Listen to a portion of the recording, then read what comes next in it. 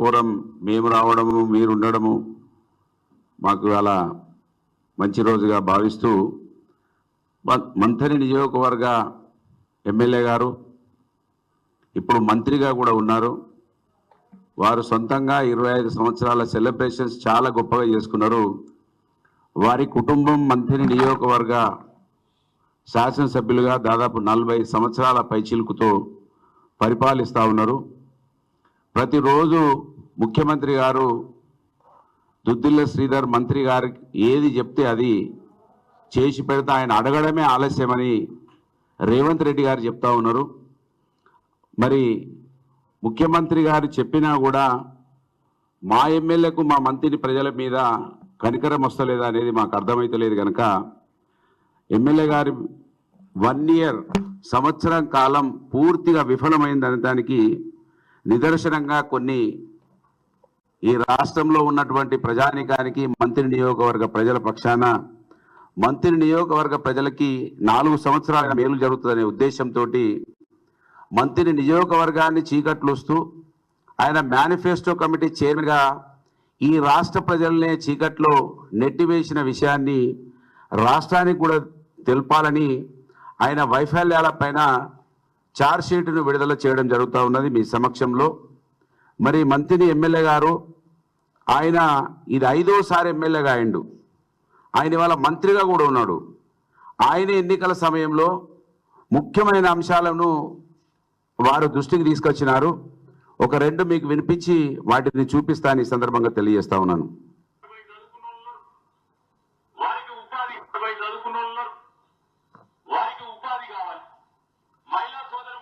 సందర్భాల్లో కోరుతా ఉన్నారు. మున్సిపాలిటీ వచ్చింది, మాకు మొత్తం ఉపాధి కోల్పోయిన వారి గురించి ఆలోచన చేయాలి. అందుకోసమే ప్రత్యేకంగా అనేక సందర్భాల్లో ప్రయత్నం చేస్తా ఉన్నాం. కనీసం ప్రైవేట్ రంగంలోనైనా కనీసం 2 నుంచి 3 వేల ఉద్యోగ సంకల్పన చేస్తే ఎవరైనా పారిశ్రామికవేత్త ఉంటుందని మేము చాలా సందర్భాల్లో చాలా మందిని కోరుతా ఉన్నాం. కానీ ప్రభుత్వం వచ్చిన తర్వాత తప్పకుండా చెప్తాను, ఎవరినో ఒప్పించి యువతకు సంబంధించిన ఉపాధి తీసుకురావడానికి నా వరకు పూర్తి శాయశక్తుల ప్రయత్నం చేస్తానని మనం చెప్తున్నా. ఎందుకంటే 165 రోజుల లోపల చిన్న కాళేశ్వరం ప్రాజెక్టు 37 రోజులు వచ్చింది. ప్రభుత్వం వచ్చి 37 రోజులు వచ్చింది. ప్రయత్నం మొదటి రోజు నుంచే మొదలుపెట్టినాం. మొదలుపెట్టి కార్యరూపం దాల్చే వరకు కూడా అహర్నిశలు కృషి చేస్తాం. వారి మాటల్లోనే మీరు విన్నారు. నిరుద్యోగ యువకులకు ఉద్యోగ అవకాశాలు ఇక్కడ మున్సిపాలిటీ అయింది కనుక ఉపాధి కోల్పోయినరు, వాళ్ళకు కూడా ఉపాధి చూపిస్తా అని చెప్పినారు. వీరి సొంతంగా వీరికి కంపెనీలు ఉన్నాయి. వాళ్ళ కుటుంబానికి సంబంధించిన కంపెనీలు మంత్రిలో ఒక 2, కాటారంలో ఒక 2 పెడతాడని అనుకున్నా, వాటిని పెట్టలేదు. చిన్న కాళేశ్వరం అయితే గొంతు చించుకొని మాట్లాడిండు. గొంతు చించుకున్నాడు ఆయన. అబ్బా ఎంత అద్భుతంగా మాట్లాడుతుండని ఆకర్షించే విధంగా మాట్లాడి చిన్న కాళేశ్వరం ప్రాజెక్టు పని ఇప్పటి వరకు ఒక తట్టెడు మట్టి తీయలేదు, 1 ఎకరం భూసేకరణ చేయలేదు, దానికి ఒక 100 రూపాయలు కేటాయించలేదు. అక్కడ ఈ రోజు వరకు నేను మొన్న ప్రెస్ మీట్లో కూడా చెప్పిన, ఈ రోజు వరకు దానికి ఎస్సీ కూడా లేడు. ఎస్సీ లేని ప్రాజెక్టుగా మొత్తం దానికి ఒక స్టాఫ్ లేని ప్రాజెక్టుగా అది ఇవాళ అక్కడ ఉన్నది.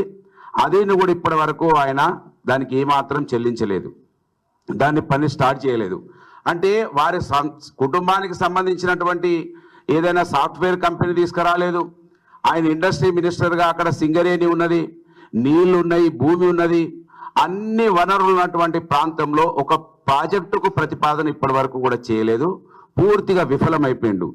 అంతేకాకుండా మేము మంథని ఖమ్మంపల్లి తాడిచెర్ల వయా భూపాల్పల్లికి ఒక రోడ్డును ప్రతిపాదించినాం. పూర్తిగా కిషన్ రావుపల్లి వరకు కూడా ఆ రోడ్డును పూర్తి చేసినాం. ఖమ్మంపల్లి దగ్గర బ్రిడ్జిని కట్టించినాం. ఆ కిషన్ రావుపల్లి నుంచి తాడిచెర్ల వరకు ఒక 5 కిలోమీటర్ల ఫారెస్ట్ క్లియరెన్స్లు కూడా తీసుకొచ్చి పెట్టినాం. దానికి ఫారెస్ట్ క్లియరెన్స్లకు 4 కోట్ల రూపాయలు వెచ్చించాలి. ఓన్లీ ఫారెస్ట్ క్లియరెన్స్కు 4 కోట్ల రూపాయలు కేటాయించాలి. అంటే ఒక మంత్రిగా ముఖ్యమంత్రి ఏమో ఆయన ఏది చెప్తే అది చెప్తా అంటున్నాడు. నిన్న పెద్దపల్లిలో మీటింగ్లో కూడా చెప్పిండు, మీ ఎమ్మెల్యే మంత్రి ఎమ్మెల్యే ఆయన బయట ఒక రకంగా ఉంటాడు, లోపల ఒక రకంగా ఉంటాడు, తలుపులు ఎత్తే మమ్మల్ని ఇయ్యరమయ సంపుతాడని ముఖ్యమంత్రి రేవంత్ రెడ్డి మాట్లాడుతున్నాడు. అంటే మీరు ఇయ్యరమయ సంపుడు ఆయన అవసరం లేదు, కానీ 4 కోట్ల రూపాయలుగా ఫారెస్ట్ క్లియరెన్స్లకు తెప్పేయడంలో విఫలమైండు మంత్రి ఎమ్మెల్యే అనే విషయాన్ని ఈ సందర్భంగా గుర్తు చేస్తా ఉన్నాను. కాళేశ్వరం ప్రాజెక్టు కట్టేటప్పుడు బొబ్బోలు పెట్టిండు. కాళేశ్వరం ప్రాజెక్టులో భూములు పోతున్నాయి, వాళ్ళకు నష్టపరిహారం తక్కువ ఇచ్చిండ్రు అని చెప్పి నష్టపరిహారం ఎక్కువ ఇస్తా అని మేనిఫెస్టోలో పొందుపరిచి ఇప్పటి వరకు ఆ కోల్పోయిన భూముల వాళ్ళ గురించి ఆలోచించలే. ఆ కాళేశ్వరం ప్రాజెక్టు ద్వారా ఫ్లడ్ బ్యాంకులు నిర్మిస్తామని చెప్పిండు, దానికి కూడా అతిగతి లేదనే విషయాన్ని ఈ సందర్భంగా గుర్తు చేస్తా ఉన్నాను. అక్కడ తాడిచెర్ల గ్రామంలో జెన్కోకు సంబంధించినటువంటి కోల్ మైనింగ్ జరుగుతూ ఉన్నది. భూపాల్పల్లి జెన్కో ప్లాంట్కి సంబంధించినటువంటి ఆ కోల్ మైనింగ్కి సంబంధించినటువంటి డేంజర్ జోన్లో ఉన్నటువంటి గృహాలను తీసుకోవాలని అప్పుడు గగ్గోలు పెట్టిండు. ఇప్పటి వరకు ఆ డేంజర్ జోన్ గురించి ఊసలేదు, ఉలుకు లేదు, పలుకు లేదు, దాంట్లో విఫలమైపోయినాడు. అంతేకాకుండా మేము ఓడేడు దగ్గర ఒక బ్రిడ్జిని ప్రతిపాదన చేసినాం, దాన్ని మొత్తం పిల్లర్లు అయిపోయినాయి, మీద గడ్డర్స్ వేసి స్లాబులు వేయాలి. అక్కడ గడ్డర్లు కూలిపోతే గగ్గోలు పెట్టిండి, ఇదేదో అవినీతి జరిగింది, మోసమైంది అన్నాడు. ఆ అవినీతి బయటపెట్టలే, ఆ ఓడేడుకు సంబంధించినటువంటి బ్రిడ్జిని ఇప్పటి వరకు కూడా పూర్తి చేయలే, దాంట్లో కూడా విఫలమైపోయినాడు. ఆ బ్రిడ్జి వస్తే చాలా మంతిని ప్రాంతం వెలుగులోకి వస్తుంది. ఖమ్మంపల్లి టు భూపాలపల్లి రోడ్ అయితే మంతినికి వెలుగులోకి వస్తుంది, తాడిచెల్ల వెలుగులోకి వస్తుంది. మంతిని నుంచి కాటారం నుంచి భూపాలపల్లికి వెళ్తే 52 కిలోమీటర్లు వస్తే, ఇటు నుంచి వెళ్తే 32 కిలోమీటర్, అంటే 20 కిలోమీటర్లు ఆదా అవుతుంది. దాని మీద మంత్రిని ఎమ్మెల్యే ఇప్పటి వరకు దృష్టి పెట్టకుండా విఫలమైపోయిండు. ఆ రోజు చెప్పిండు ఇసుక పోతా ఉన్నది, ఇది తాత ముత్తాతల ఆస్తి, దీన్ని దోసుకపోతున్నారు కాంగ్రెస్ బీఆర్ఎస్ పార్టీలు అని చెప్పి ఈ ఇసుకంతా కూడా అమ్ముకుంటున్నారు, డబ్బులు పెట్టి వాళ్ళు గెలుస్తారు, ఆ డబ్బులు తీసుకొస్తారు అన్నాడు. మేము డబ్బులు పెట్టలేదు, కానీ ఆయనే ఇవాళ ఎన్నికలలో 100 కోట్ల రూపాయలు ఖర్చు పెట్టి నోట్లతోటే గెలిచిండు అనేది వాళ్ళ మంత్రులు ఎవరు అడిగినా కూడా చెప్తారు. ఆ ఇసుకని ఇప్పటి వరకు ఆపలేదు, ఇంకా ఇసుక రీచులు పెరుగుతూ ఉన్నాయి. మీ ఇసుక పోనీ కానీ మంత్రిని ప్రాంతంలో ఉన్నటువంటి నివాసులకు వాళ్ళు ఇల్లు కట్టుకోవడానికో, మోరి కట్టుకోవడానికో, లాట్రిన్ బాత్రూమ్ కట్టుకోవడానికో ఇసుక ఉచితంగా ఇప్పిమని చెప్తే దాని మీద ఉలుకు లేదు, పలుకు లేదు. పక్కకే ఉన్నటువంటి శాసనసభ్యుడు, పెద్దపల్లి శాసనసభ్యుడు ఉచితంగా వాళ్ళ ప్రాంతంలో ఏ అవసరాలున్నా లోకల్ అవసరాల కోసం ఉచితంగా ఇసుక సప్లై చేపిస్తూ ఉన్నాడు. ఆయన డైరెక్ట్ ఆర్టీఓని పిలిపించిండు, ఆ ఎస్పీని పిలిపించిండు. ఈ లోకల్గా నడిచే ఇసుక ట్రాక్టర్లను పట్టుకోవద్దని ఆదేశాలు ఆయన లెటర్ మీద రాసి అధికారులకు ఇచ్చి ఇసుక ఉచితంగా ఇప్పిస్తూ ఉన్నాడు పెద్దపల్లి ఎమ్మెల్యే. మరి పెద్దపల్లి ఎమ్మెల్యేకు సోయి ఉన్నది, మంత్రి ఎమ్మెల్యేకు సోయి లేకపోవడం ఇది దురదృష్టకరం. ఒక ఓటుతోటి గెలిచి పెద్ద పదవులు వస్తే అక్కడ ప్రజలకు మేలు జరుగుతుంది అనుకుంటే ఇవాళ సంవత్సర కాలం పాటు కీడు జరిగింది తప్ప మేలు జరగలేదు. తాత ముత్తాతల ఆస్తి ఆపలేదు, ఇసుక ఉచితంగా రావడం లేదు. మంత్రిలో ఇవాళ మాఫియా చెలరేగుతా ఉన్నది. ఎర్రమట్టి, ఇసుక చెరువుల పూడిక తీతలలో మట్టి దోపిడీ, పీడిఎస్ బియ్యం దోపిడీ యథేచ్ఛగా లూటీ చేస్తూ ఉన్నారు. దాన్ని కూడా ఇప్పటి వరకు ఆపలేదు. అదిన్నే పరమావధిగా పెట్టుకొని దాని మీద కూడా దాన్ని కూడా విఫలం చెందినాడు మంత్రి ఎమ్మెల్యే. అంతేకాకుండా ఇలా నేను విద్యావంతుణ్ణి, మా నాయన కూడా మాజీ స్పీకర్ అని గొప్పలు చెప్పుకుంటే అన్నటువంటి ఈ విద్యాహీనుడని నేను చెప్తున్నా. ఇప్పటి వరకు సంవత్సర కాలంలో ఒక్కసారన్న విద్యా వ్యవస్థ మీద ఒక్క మీటింగ్ కూడా పెట్టలే, సమీక్ష సమావేశం పెట్టలే. మేమున్నప్పుడు అంగన్వాడీ కేంద్రాలలో సోలార్ పెట్టి ఆ పిల్లలకు ఫ్యాన్ల సౌకర్యం కల్పించినాం. దాంట్లో బెంచీలు కుర్చీలు వేసినాం పెద్దపల్లి జిల్లాలో. ఇప్పటి వరకు అంగన్వాడీలలో కూడా కనీసం ఒక వసతి కూడా కల్పించలే. ఏ ప్రభుత్వ రంగ పాఠశాలల్లో కూడా కనీస వసతుల కోసం ఆలోచన చేయలేదని ఈ సందర్భంగా గుర్తు చేస్తూ ఉన్నాం. దాని మీద కూడా ఛార్జ్షీట్ వేస్తూ ఉన్నాం. అంతేకాకుండా ఆ రోజు మంత్రిగా ఉన్నటువంటి హరీష్ రావు గారు అక్కడ మాతా శిశు కేంద్రాన్ని ఓపెనింగ్కి వస్తూ ఉంటే ఆ మధ్యలో గల లద్నాపూర్లో భూ నిర్వాసితులు ఉన్నారు.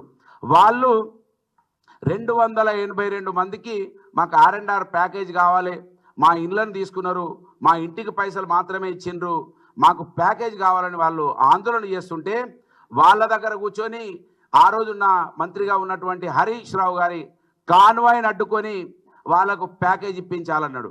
చెప్పులు అరిగేదాకా ఇప్పుడు సంవత్సర కాలం తిరిగిన లద్నాపూర్లో అటువంటి 282 ఇండ్ల ఆవాస వాళ్ళ గురించి ఇప్పటి వరకు ఉలుకులేదు పలుకులేదు. దీని మీద ఛార్జ్షీట్ వేస్తూ ఉన్నాం. పెద్దగా మాట్లాడిండు, గొంతెత్తుకొని మాట్లాడిండు, మెడికల్ కాలేజ్ చేస్తా అన్నాడు. రేవంత్ రెడ్డి ఏమో మెడికల్ కాలేజ్ పట్టుకపోయిండు, ఆయన అక్కడ అనౌన్స్ చేసుకున్నాడు. ఇప్పటి వరకు మెడికల్ కాలేజ్ ఉలుకులేదు పలుకులేదు. దాని మీద కూడా మేము ఛార్జ్షీట్ వేస్తూ ఉన్నాం. అంతేకాకుండా మంతినిలో కాళేశ్వరం నీళ్ళు వస్తలేవన్నాడు. ఆ రోజే నేను కాళేశ్వరం నీళ్ళు తొందరగా మాకు అనుసంధానం కావాలని, కేసీఆర్ గారేమో కాళేశ్వరం ఒకసారి కనెక్ట్ అయిన తర్వాత నీటి ఎద్దడి ఉండదని వారు ఆలోచించినారు. కానీ మంతిని ప్రాంతంలో నీళ్లు తొందరగా వస్తలేవు, మా ప్రజలు మేము ఎక్కడికో SRSP నుంచి వచ్చేదాకా ఆగాలంటే నేను మంతిని మండలం పోతారం దగ్గర ఒక లిఫ్ట్ను ప్రతిపాదించిన, ఆ లిఫ్ట్ను కనీసం ఇప్పటి వరకు ఊసలేదు, ఉలుకులేదు, పతుకులేదు. దాని మీద నేను ఛార్జ్షీట్ వేస్తా ఉన్నాను. పోతారం లిఫ్ట్ను తక్షణమే మంజూరు చేయించాలని, చిత్తశుద్ధి నిలుపుకోవాలని నేను డిమాండ్ చేస్తా ఉన్నాను. అంతేకాకుండా ముఖ్యమంత్రి రేవంత్ రెడ్డి గారు 1000 కోట్ల రూపాయలు తీసుకుపోతా ఉన్నాడు ఆయన నియోజకవర్గానికి. 1000 కోట్ల రూపాయలు తీసుకుపోవడమే కాదు, ప్రత్యేకంగా ఆయన కడా అని కొడంగల్కు ఒక కడాని ఏర్పాటు చేసుకున్నాడు.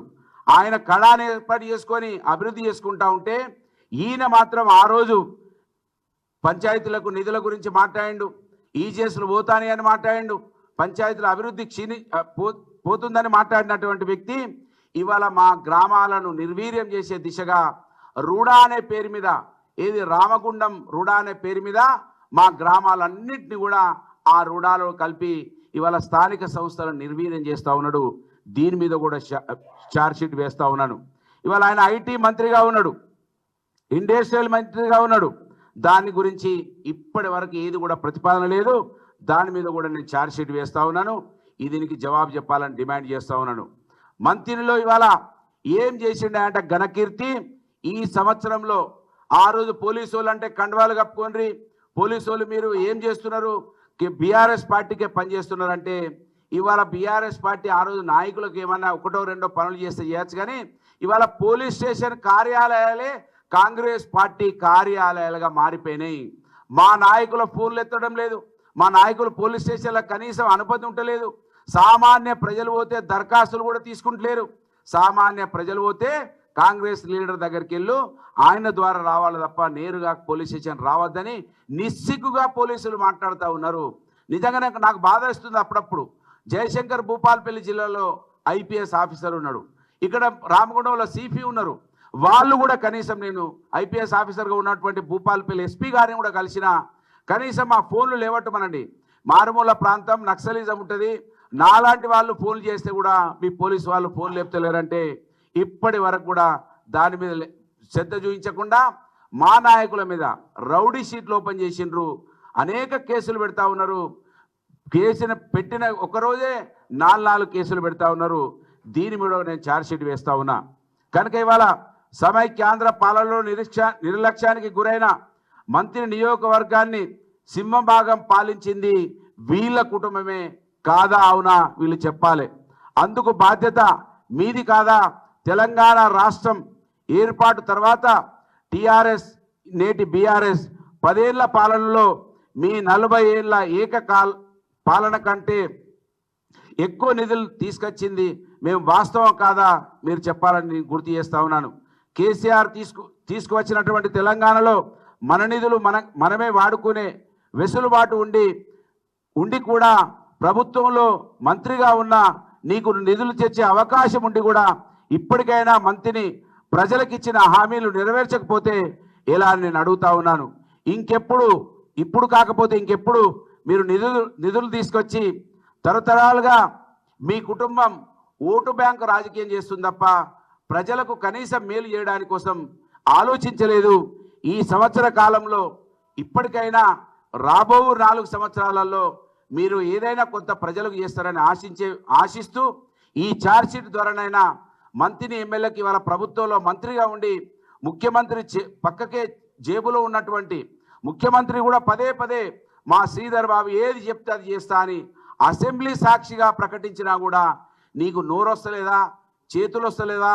మంత్రిని ప్రజలు మీ కుటుంబానికి 40 సంవత్సరాల పైచిలకు అధికారం ఇస్తే కూడా మాకు కనీసం ఆకలి తీర్చరా, అక్కడ ఉన్నటువంటి నిరుద్యోగ యువకులకు ఉద్యోగ అవకాశాలు చూపించరా, ఒక ఇండస్ట్రీ మాదిరి తీసుకురాదా, ఒక ఐటీ కంపెనీ మీ కుటుంబానికి సంబంధించినటువంటి ఐటీ కంపెనీలు మా దగ్గర పెట్టరా? మీరు మాత్రం అమెరికాలో ఉంటా ఉన్నారు, ఓట్లేసి గెలిపించినందుకు మీరు అమెరికాలో ఉంటూ ఉన్నారు, కానీ మా కుటుంబాల నుంచి ఒక్కరిని కూడా అమెరికాకు తీసుకుపోరా అని నేను ఈ సందర్భంగా ఈ ఛార్జ్షీట్ ద్వారా మంత్రిని ఎమ్మెల్యేలను నిలదీస్తా ఉన్నాను, అడుగుతా ఉన్నాను. ప్రజల పక్షాన మంత్రి నియోజకవర్గం నుంచి ఏకైక మొట్టమొదటిసారి ఒక బలహీన వర్గాల నుంచి ఒక బీసీ సామాజిక వర్గాల నుంచి ఎమ్మెల్యేగా ఎదిగితే మా మీద అనేక కుట్రలు కుతంత్రాలు చేసి ప్రజలకు దూరం చేసి నోట్ల సంచులు పట్టుకొని వచ్చి గెలవడం తప్ప మీరు చేసిన కొత్తది ఒక్కటన్నా ఉంటే చూయించమని ఇవాళ హైదరాబాద్ వేదికగా నేను డిమాండ్ చేస్తా ఉన్నాను. ఇప్పటికైనా మంత్రి ఎమ్మెల్యే మా ప్రజల పక్షాన ఆలోచించు, మా ప్రజల ఆకలి గురించి ఆలోచించు, మీ కుటుంబాలను అందరిలో ఎక్కించుకోవడానికి చూపించే శ్రద్ధ అందులో 1% అన్నా మా కుటుంబాల మీద చూపించమని డిమాండ్ చేస్తూ ఈ ఛార్జ్షీట్ ద్వారానైనా మంత్రిని ఎమ్మెల్యే వాళ్ళ మంత్రిగా ఉండి 4 సంవత్సరాల కాలంలో మా ప్రజలకు మేలు చేస్తాడని ఆశిస్తూ డిమాండ్ చేస్తూ అట్టడుగునున్నటువంటి ప్రజల నుంచి ఆ కులాల నుంచి వచ్చినటువంటి ఒక సామాన్య కుటుంబం నుంచి వచ్చినటువంటి వ్యక్తిగా డిమాండ్ చేస్తా ఉన్నాను.